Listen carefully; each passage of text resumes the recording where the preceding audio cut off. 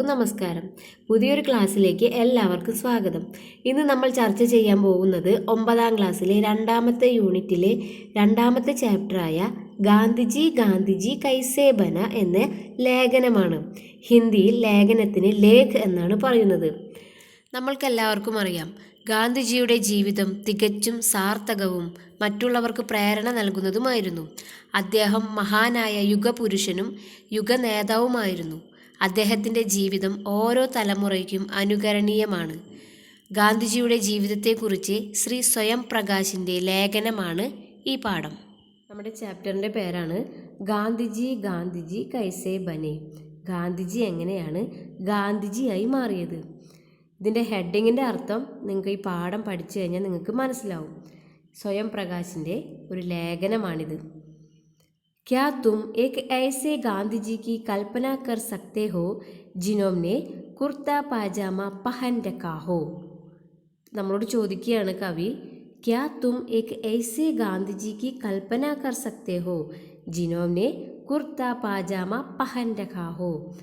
എന്താണ്, നിങ്ങൾക്ക് ഇങ്ങനെ ഒരു ഗാന്ധിജിയെ സങ്കല്പിക്കാൻ കഴിയുമോ? കൽപ്പന കർ സക്തേ ഹോ എന്ന് പറഞ്ഞാൽ സങ്കല്പിക്കാൻ കഴിയുമോ? ജിനോമിനെ കുർത്ത പാജാമ പഹൻ രക്കാഹോ. കുർത്തയും പാജാമയും, പാജാമ എന്ന് പറഞ്ഞാൽ പാൻറ്, കുർത്തയും പാൻറ്റും ഇട്ടിട്ടുള്ള ഒരു ഗാന്ധിജിയെ നിങ്ങൾക്ക് സങ്കല്പിക്കാൻ കഴിയുമോ? പിന്നെന്താണ്, ജിൻകെ പാവുമേ ചപ്പൽ ഔർ സർ പർ ഗൂബ് സാരെ ബാൽ ഔർ ഉൻ പർ ഗാന്ധി ടോപ്പി ഹോ. പിന്നെന്താണ് പറയുന്നത്, ജിൻകെ പാവുമേ, പാവ് എന്ന് പറഞ്ഞാൽ കാല്, പാവുമേ ചപ്പൽ കാലിൽ ചെരുപ്പും, ഔർ സർ പർ ഗൂബ് സാരെ ബാൽ, സർ എന്ന് പറഞ്ഞാൽ തല, തലയിൽ ഗൂബ് സാരെ ബാൽ നിറച്ചു മുടിയുമുള്ള, ഉൻ പർ ഗാന്ധി ടോപ്പി ഹോ മുടിയിൽ ഗാന്ധി തൊപ്പിയും വെച്ചിട്ടുള്ള, ടോപ്പി എന്ന് പറഞ്ഞാൽ തൊപ്പി. और जिन्होंने बच्चों के स्कूल बैग की तरह गले में झोला टांग रहा हो. എന്നാണ്, കുട്ടികളുടെ സ്കൂൾ ബാഗ് പോലെ ഗലേമേം കഴുത്തിൽ, ജോല ടാങ്ക് രക്കാഹോ ബേഗ്, ജോല എന്ന് പറഞ്ഞാൽ സഞ്ചി, കഴുത്തിൽ സഞ്ചിയും തൂക്കിയിട്ടിട്ടുണ്ടോ? അതായത് നമ്മളോട് ഇങ്ങനെ ഒരു ഗാന്ധിജിയെ നിങ്ങൾക്ക് സങ്കല്പിക്കാൻ കഴിയുമോ? ഹാം ഗാന്ധിജി ജയ്സെ ഫോട്ടോമേ ദിഖ്തേ ഹേ വൈസെ ഹമേശാസെ നെഹിം. എന്താ പറയുന്നത്, നമ്മൾ ഫോട്ടോയിൽ കാണുന്ന ഗാന്ധിജി ആയിരുന്നില്ല എല്ലായ്പ്പോഴും. എന്താണ്, ഗാന്ധിജി ജയ്സെ ഫോട്ടോമേ ദിഖ്തേ ഹേ, നമ്മൾ കാണുന്ന ഗാന്ധിജി വൈസെ ഹമേശാസെ നെഹിം ദി, എല്ലായ്പ്പോഴും അങ്ങനെയായിരുന്നില്ല. വേ ധീരെ ധീരെ ഗാന്ധി ബനെ, അദ്ദേഹം മെല്ലെ മെല്ലെ ഗാന്ധി ആയതാണ്. കൈസേ എങ്ങനെ. അതുപോലെ വേ ധീരെ ധീരെ ഗാന്ധി ബനെ, ഇവിടെ വേ എന്നാണ് കൊടുത്തിട്ടുള്ളത്. വേ എന്ന് പറഞ്ഞാൽ ഒന്നിൽ കൂടുതൽ ആളുകൾ ഉള്ളപ്പോഴാണ് വേ, അവർ എന്നാണ് അർത്ഥം. ഇവിടെ ഗാന്ധിജിയെ വേ എന്ന് പറയുന്നത് എന്തിനാണ്? മഹാനായിട്ടുള്ള ആളുകളെ പറയുമ്പോൾ വേ എന്നാണ് സർവനാമം ചേർക്കുന്നത്. അപ്പോൾ അത് ശ്രദ്ധിക്കുക. ഗാന്ധിജിയെ പോലുള്ള ആളുകളെ കുറിച്ചൊക്കെ എഴുതുമ്പോൾ അവിടെ വഹ് എന്ന് വെക്കരുത്, വേ എന്നാണ് ചേർക്കേണ്ടത്. നമ്മുടെ ടെക്സ്റ്റിൽ പിക്ചർ കൊടുത്തിട്ടുണ്ട്, കണ്ടോ? ഗാന്ധിജിയുടെ ചെറുപ്പത്തിലേക്ക് ഫോട്ടോസ്. ഗാന്ധിജി എന്താണ്, കുർത്തയും പൈജാമയും അതുപോലെ കോട്ടും ഒക്കെ ഇട്ടിട്ടുള്ള, തലയിൽ തൊപ്പിയൊക്കെ വെച്ചിട്ടുള്ള ഗാന്ധിജിയെ നമുക്കിതിൽ കാണാം. അതുപോലെ വേറെയും ഉണ്ട് പിക്ചേഴ്സ്. ഇത് നമ്മൾ കാണുന്ന, നമ്മുടെ മനസ്സിലുള്ള ഗാന്ധിജി എങ്ങനെയാണ്? ഇങ്ങനെ, അതായത് തലയിൽ മുടിയില്ലാതെ, അധികം വസ്ത്രങ്ങൾ ധരിക്കാതെ, ഒരു മുണ്ട് മാത്രം ഇട്ട് നടക്കുന്ന നമ്മുടെ ഗാന്ധിജി. അപ്പോൾ ഇതുപോലെയുള്ള ഗാന്ധിജി ആയത് എങ്ങനെയാണ് എന്നാണ് ഈ ലേഖനത്തിൽ പറയുന്നത്. നമുക്കിനി അടുത്ത പാരഗ്രാഫ് നോക്കാം. ഇതിൽ ക്വസ്റ്റ്യൻ ചോദിച്ചിട്ടുണ്ട്. വേ ധീരെ ധീരെ ഗാന്ധി ബനെ, ഇസ്കാ മത്ലബ് ക്യാ ഹേ? മെല്ലെ മെല്ലെ ഗാന്ധിയായി, ഇതിൻ്റെ അർത്ഥം എന്താണ്? അപ്പോൾ ക്വസ്റ്റ്യൻ്റെ ആൻസർ നമ്മളുടെ അടുത്ത വീഡിയോസ് ഞാൻ ഇടുന്നതായിരിക്കും. ഇതിൻ്റെയൊക്കെ ആൻസർ അതിലുണ്ടാവും. അടുത്തത്, ബച്പൻ മേം ഗാന്ധിജിക്കോ അന്ധേരെ സെ ഡർ ലഗ്താ താ. ബച്പൻ കുട്ടിക്കാലത്ത് ഗാന്ധിജിക്ക് അന്ധേരെ സെ ഡർ ലഗ്താ താ, ഇരുട്ടിനെ പേടിയായിരുന്നു. ഉനെ ലഗ്താ താ കൊയ് ഭൂത് ആക്കർ ഉനെ പക്കട് ലേഗ, അദ്ദേഹം വിചാരിച്ചിരുന്നത് വല്ല ഭൂതവും വന്ന് അദ്ദേഹത്തെ പിടിക്കുമെന്ന്. ബഡേ ഹോക്കർ വേ ഗുദ് ഐസേ ഹോ ഗയേ കി. ബഡേ ഹോക്കർ വലിയതായപ്പോൾ, പ്രായമായപ്പോൾ, വേ ഗുദ് ഐസേ ഹോ ഗയേ അദ്ദേഹം സ്വയം അങ്ങനെയായി തീർന്നു. എങ്ങനെ? അംഗ്രേസ് ഹുക്കുമത്ത് ഇംഗ്ലീഷ് ഭരണകൂടം ഉൻസേ ഡർനെ ലഗി ഇംഗ്ലീഷ് ഭരണകൂടം അദ്ദേഹത്തെ പേടിക്കാൻ തുടങ്ങി.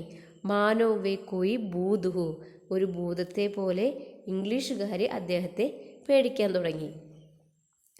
ജബ് ഉനെ കഠിയാവാഡ് high school may പഹലി കക്ഷാ may ഭർത്തി കരായാ Gaya തബ് ഉൻകി Umar ഥി 11 സാൽ. എപ്പോഴാണോ അദ്ദേഹത്തെ കത്തിയാവാഡ് ഹൈസ്കൂളിൽ പഹലി കക്ഷാ മേ ഭർത്തി കരായ, പഹലി കക്ഷ 1ാം ക്ലാസ്സിൽ, ഭർത്തി കരായ ചേർത്തപ്പോൾ അദ്ദേഹത്തിന് തബ് ഉൻകി ഉമ്ർ ഥി 11 സാൽ. അപ്പോൾ തബ് അപ്പോൾ, ജബ് എന്ന് പറഞ്ഞാൽ എപ്പോൾ, തബ് എന്ന് പറഞ്ഞാൽ അപ്പോൾ. തബ് ഉൻകി ഉമ്ർ ഥി അപ്പോൾ അദ്ദേഹത്തിൻ്റെ ഉമ്ർ വയസ്സായിരുന്നു 11 സാൽ 11 വയസ്സ്. ഔർ ഉനെ ജോ വിഷയ് പഠായേ ജാത്തേ ദേ വേദേ അദ്ദേഹത്തിന് അപ്പോൾ പഠിക്കാനുണ്ടായിരുന്ന വിഷയങ്ങളായിരുന്നു ഇതിഹാസ്, ഭൂഗോൾ, ഗണിത് ഔർ അംഗ്രേസി. ഇതിഹാസ് എന്ന് പറഞ്ഞാൽ ഹിസ്റ്ററി, ഭൂഗോൾ എന്ന് പറഞ്ഞാൽ ജിയോഗ്രഫി, ഗണിത് എന്ന് പറഞ്ഞാൽ മാത്സ്, പിന്നെ ഇംഗ്ലീഷ്. സ്കൂൾ की फीस दी 8 ആനെ പ്രതിമാഹ് യാനി 50 പൈസെ ഹർ മഹീനെ. അതായത് 8 ആനെ എന്ന് പറഞ്ഞാൽ 8 അണയായിരുന്നു അദ്ദേഹത്തിൻ്റെ സ്കൂളിലെ മാസത്തിലെ ഫീസ്. അതായത് നമ്മുടെ 50 പൈസ. 16 അണയാണ് 1 രൂപ. അപ്പോൾ 8 അണ എന്ന് പറഞ്ഞാൽ 50 പൈസ. पहली परीक्षा में गांधी जी 34 बच्चों में से 32वें स्थान पर रहे.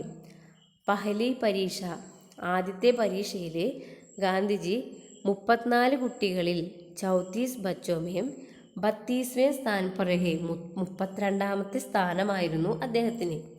और 2 विषयों में तो उन्हें 0 मिला. പിന്നെന്താണ്, 2 വിഷയത്തിൽ 0യും കിട്ടി, 0 മാർക്കും കിട്ടി. അടുത്ത പാരഗ്രാഫ്. इंग्लैंड पढ़ने गए तो उनके लिए खूब सारे कपड़े सिलवाए गए. ഇംഗ്ലണ്ടിലേക്ക് വക്കീൽ പഠനത്തിന്, ഉന്നത പഠനത്തിനായി ഇംഗ്ലണ്ടിലേക്ക് പുറപ്പെട്ടപ്പോൾ എന്താണ്, ഖൂബ് സാരെ അദ്ദേഹത്തിന് ധാരാളം, ഖൂബ് എന്ന് പറഞ്ഞാൽ ധാരാളം, കപ്പടെ സിൽവായെ ഗയെ ധാരാളം വസ്ത്രങ്ങൾ തയ്പ്പിക്കുകയുണ്ടായി. ദക്ഷിണാഫ്രിക്ക മേ കുർത്ത ധോത്തി പഹന്നെ ലഗെ ദക്ഷിണാഫ്രിക്കയിൽ കുർത്തയും ധോത്തിയും ധരിച്ചു. ഔർ ഭാരത് ആയേ തോ ഏക് ബാർ മധുരൈ പിന്നീട് ഭാരതത്തിലേക്ക് വന്നു, മധുരയിലേക്ക് ഗയെ ഭാഷൺ ദേനെ പ്രസംഗത്തിന് വേണ്ടിയിട്ട്, ഭാഷൺ എന്ന് പറഞ്ഞാൽ സ്പീച്ച്, ഒരു സ്പീച്ചിന് വേണ്ടിയിട്ട് മധുരയിലേക്ക് പോയപ്പോൾ വഹാമേക്ക് ഔരത്തുക്കോ ദേക്കാം അവിടെ ഒരു സ്ത്രീയെ കണ്ടു. ജോ താലാബ് മേ അപ്പനി ധോത്തി ധോ രഹി ഥി കുളത്തിൽ, താലാബ് കുളം, കുളത്തിൽ അപ്പനി ധോത്തി ധോ രഹി ഥി ആ സ്ത്രീയുടെ മുണ്ട് അലക്കുകയായിരുന്നു, ധോ രഹി ഥി അലക്കുകയായിരുന്നു. ലേക്കിൻ കൈസേ പക്ഷേ എങ്ങനെയായിരുന്നു, ആദി പഹൻ തീതി പകുതി ധരിച്ചിരുന്നു, ഔർ ബാക്കി ആദി ധോത്തി ഥി ബാക്കി പകുതി അലക്കുകയും ചെയ്യുന്നു. ഫിർ ദുലി ഹുയിക്കോ പഹൻ ലേത്തി ഥി പിന്നീട് അലക്കിയത് വീണ്ടും ധരിക്കുന്നു. ഔർ ശേഷ്കോ ധോത്തി എന്നിട്ട് അതിനെ വീണ്ടും അലക്കുന്നു. ഉസ്കി ഹാലത്ത് ദേക്കർ ഗാന്ധിജി ഭീത്തർ തക്ക് ഗിൽ ഹയേ ആ സ്ത്രീയുടെ അവസ്ഥ കണ്ടിട്ട് ഗാന്ധിജിയുടെ ഉള്ളിൽ മനസ്സിലൊരു എന്താണ്, വളരെയധികം ഒരു ചലനമുണ്ടായി. ഔർ ബസ് ഹിൽ ഗയ് എന്ന് പറഞ്ഞാൽ ചലനം, ഇളക്കം സംഭവിച്ചു. ഔർ ബസ് ഉസി സമയ ഉനോമിനെ ഫൈസല കർലിയ അപ്പോഴാണ് അദ്ദേഹം ഒരു തീരുമാനമെടുത്തത്, ഫൈസല തീരുമാനം. അപ്പ് സിർഫ് ഏക് ധോത്തി ഹി പഹനൂങ്ക ഇനി ഞാൻ ഒരു മുണ്ട് മാത്രമേ ധരിക്കുള്ളൂ എന്ന്. ബാദ് മേ ഗോൾ മേ സമ്മേളൻ കേലിയെ ലണ്ടൻ ഗയെ പിന്നീട് ഗോൾ മേ സമ്മേളൻ വട്ടമേശ സമ്മേളനത്തിന് വേണ്ടിയിട്ട് ലണ്ടൻ ഗയെ ലണ്ടനിലേക്ക് പോയി. വഹാം തോ ഖൂബ് സർദി പടുത്തി ഹേ അവിടെ എന്താണ്, അതിശക്തമായ സർദി തണുപ്പ് ആയിരുന്നു. തോ വഹാം കെ ബച്ചെ പൂച്ച്തേ ഥേ ബാബ തുമാരി പത്തലും കഹാം ഗയി അവിടുത്തെ കുട്ടികൾ അദ്ദേഹത്തോട് ചോദിക്കുകയുണ്ടായി, ബാബ, താങ്കളുടെ കോട്ട് എവിടെ? പത്തലൂൻ, കോട്ട്, താങ്കളുടെ കോട്ട് എവിടെ എന്ന് ചോദിച്ചു. ഗാന്ധിജി ഉനെ കോയി ജവാബ് നെഹി ദേത്തെ. ഗാന്ധിജി അവർക്ക് ഉത്തരം കൊടുത്തില്ല. ബസ് ഹസ്കർ രഹ് ജാത്തെ. മറുപടി ഒന്നും പറയാണ്ട് ചിരിക്കുക മാത്രം ചെയ്തു. लेकिन जब रानी से मिलने गए तो रानी के दरबार में ऐसे जाना तो अदब कायदे के ഖിലാഫ് था. എന്നാൽ രാജ്ഞിയെ കാണാൻ പോയപ്പോൾ, രാജ്ഞി എന്ന് പറഞ്ഞാൽ നമ്മുടെ ലണ്ടനിലെ രാജ്ഞി, രാജ്ഞിയെ കാണാൻ പോയപ്പോൾ രാജകൊട്ടാരത്തിൽ ഈ വേഷത്തിൽ പോകുന്നത് മാന്യതയ്ക്ക് നിരക്കാത്തതാണെന്ന് അഭിപ്രായമുണ്ടായി. കിസിനെ പൂച്ചാ കി ഇത്തനെ കം കപ്പടോ മേ ദർബാർ മേ കൈസേ ജാവോങ്കെ. ആരോ ചോദിച്ചു, എന്ത്, ഈ വേഷത്തിൽ എങ്ങനെ രാജസദസ്സിലേക്ക് പോകും? ആരോ അദ്ദേഹത്തോട് ചോദിച്ചു. തോ ബോലെ, അപ്പോൾ പറഞ്ഞു, ഫിക്കർ മത് കരോ, തുമാരെ രാജാനെ ഹം ദോനോ കെ ദർബാർ കപ്പടെ അകേലേ ഹി പഹൻ രഖേ ഹോങ്കെ.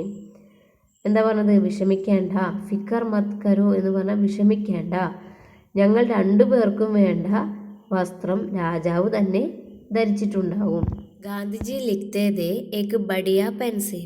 ഗാന്ധിജി എഴുതുന്നത് വില കൂടിയ ഒരു പേന കൊണ്ടായിരുന്നു. ബഡിയ പെൻ എന്ന് പറഞ്ഞാൽ വില കൂടിയ പേന. വഹ് പെൻ ഏക് ദിൻ ചോരി ചലാ ഗയ.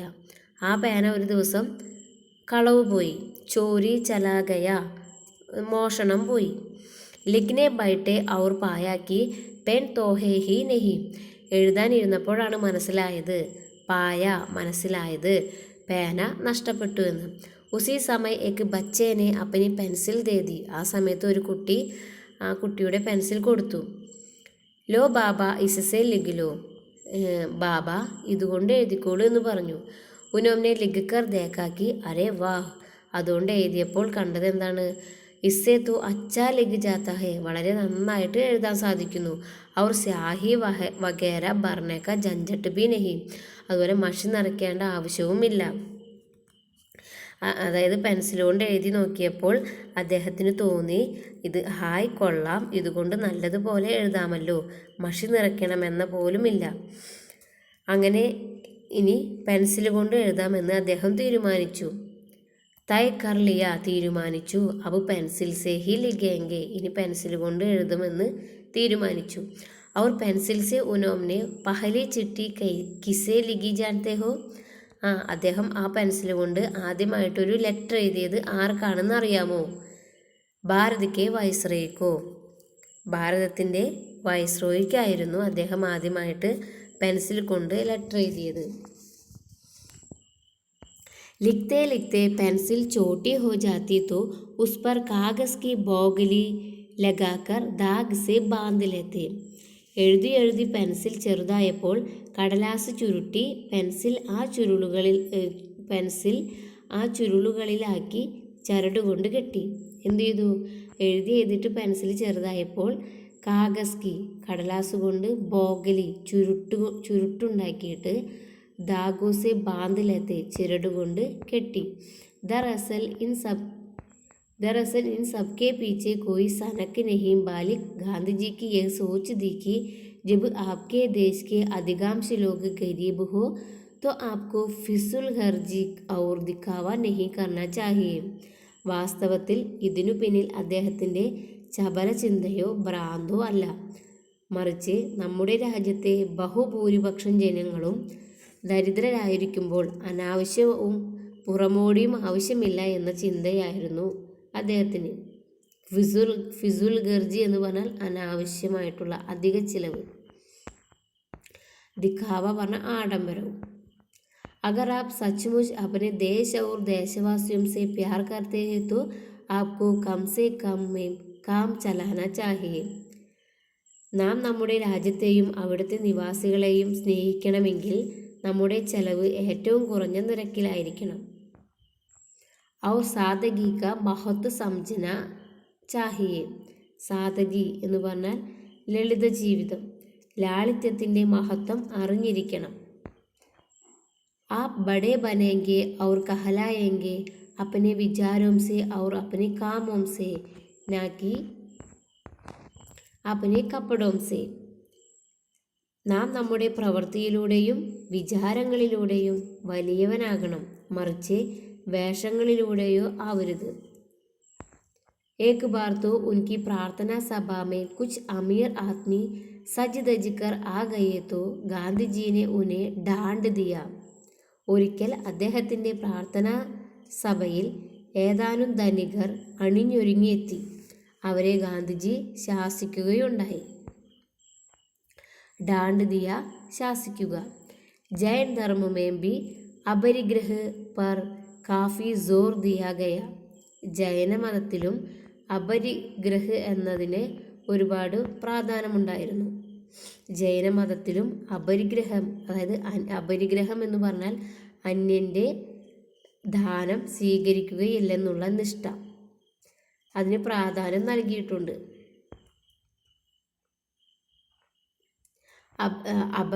അപരിഗ്രഹ യാനി ഫാൽത്തു കി ചീസേം ജമാ മത്ത് കരോ. അപരിഗ്രഹം എന്ന് വെച്ചാൽ ആവശ്യത്തിലധികമായി വസ്തുക്കൾ ശേഖരിക്കരുത്.